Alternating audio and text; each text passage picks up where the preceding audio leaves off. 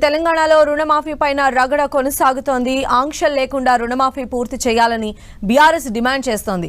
మిగిలిన 60% మందికి రుణమాఫీ పూర్తి చేయాలని డిమాండ్ చేస్తూ మండల నియోజకవర్గ కేంద్రాల్లో ధర్నాకు పిలుపునిచ్చింది.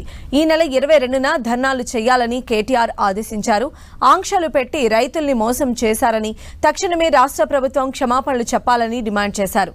వెంటనే ప్రతి రైతుకు రుణమాఫీ చేస్తామని ప్రభుత్వం ప్రకటించాలన్నారు.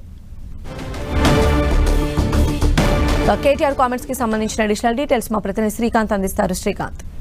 సంధ్య, రైతు రుణమాఫీపై ప్రభుత్వం చేస్తున్న అలసత్వానికి నిరసనగా బీఆర్ఎస్ పార్టీ పోరాటంలోకి దిగిందని చెప్పుకోవచ్చు. రైతులందరికీ న్యాయం చేయాలని డిమాండ్ చేస్తూ ఈ నెల 22వ తేదీన రాష్ట్ర వ్యాప్తంగా ఆందోళన చేయాలని BRS party working president KTR పిలుపునిచ్చారు. 22వ తేదీన మండల నియోజకవర్గ కేంద్రాల్లో పెద్ద ఎత్తున బీఆర్ఎస్ నేతలు ఆందోళన బాట పట్టనున్నారు. రాష్ట్ర ప్రభుత్వం ఈ ఎన్నికలకు ముందు, అంటే కాంగ్రెస్ పార్టీ ఎన్నికలకు ముందు మేనిఫెస్టోలో రైతులందరికీ 2 లక్షల రుణమాఫీ అమలు చేస్తామని హామీ ఇచ్చినప్పటికీ అధికారంలోకి వచ్చిన తర్వాత అమలు చేయకుండా నిబంధనలు విధించిందని, అర్హులైన ఎంతో మంది రైతులు ఈ కారణంగా నష్టపోతున్నారని బీఆర్ఎస్ ఆరోపిస్తుంది. గత కొన్ని రోజులుగా ఇందుకు సంబంధించి పార్టీ నేతలు ఆరోపణలు చేస్తున్నా ఇటీవల కాలంలో రుణమాఫీ పూర్తయిందని ముఖ్యమంత్రి రేవంత్ రెడ్డి ప్రకటించడం, కొంతమంది మంత్రులు ఇంకా జరుగుతుందని ప్రకటిస్తున్నారని బీఆర్ఎస్ తప్పుపడుతుంది. దీనిపై స్పష్టత ఇవ్వాలని కూడా బీఆర్ఎస్ డిమాండ్ చేస్తుంది. సంధ్య.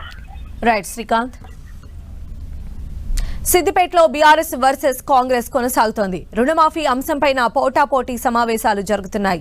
పొన్నాల శివారు నుంచి సిద్దిపేట వరకు కాంగ్రెస్ శ్రేణులు ర్యాలీ నిర్వహించారు.